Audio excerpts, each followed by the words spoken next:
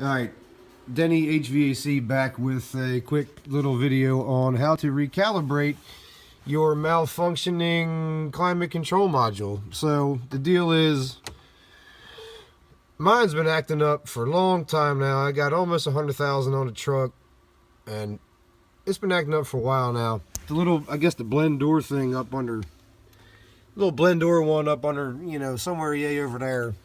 It clicks all the time and makes a bunch of noise, and every now and then I'll be driving down the road 100 degrees outside and, you know, I get straight up heat blowing on my face, and I don't like that.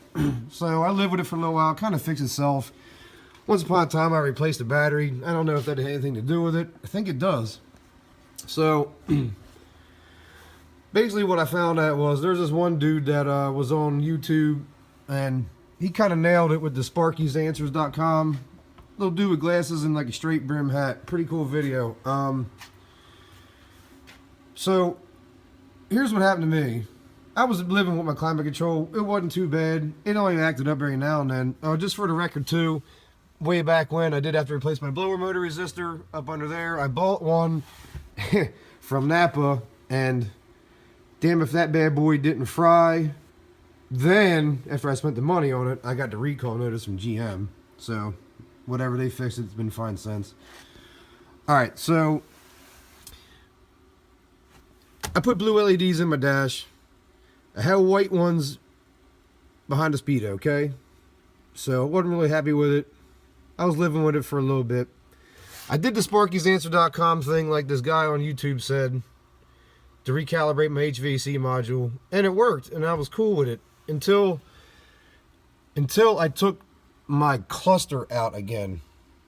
And I think somehow the cluster and that are integrated in some way. I guess everything that's in your vehicle is integrated in some way, shape, or form. So whatever, my HVAC did not work properly when I put blue LEDs in place of the white behind my speedo.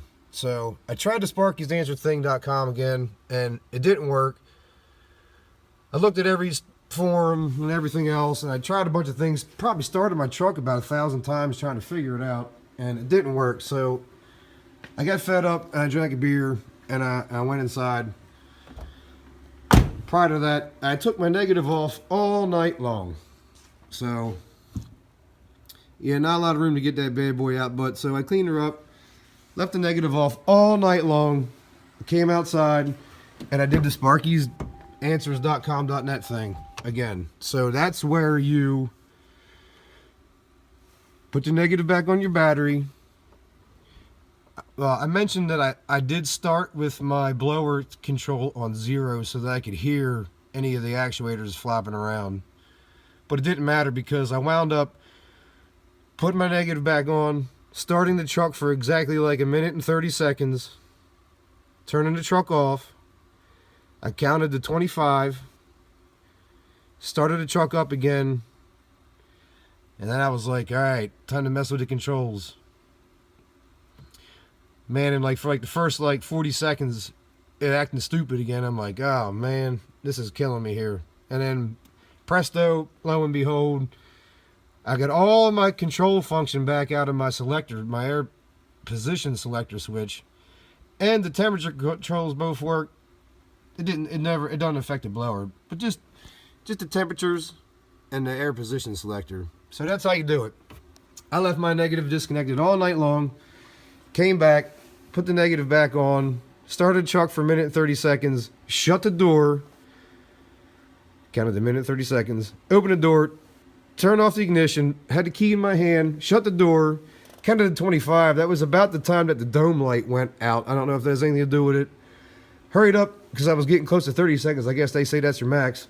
Hurry back in, start the truck, and then I messed with the controls and it worked. So again, I hope my videos help somebody out because I always go to YouTube when I have trouble.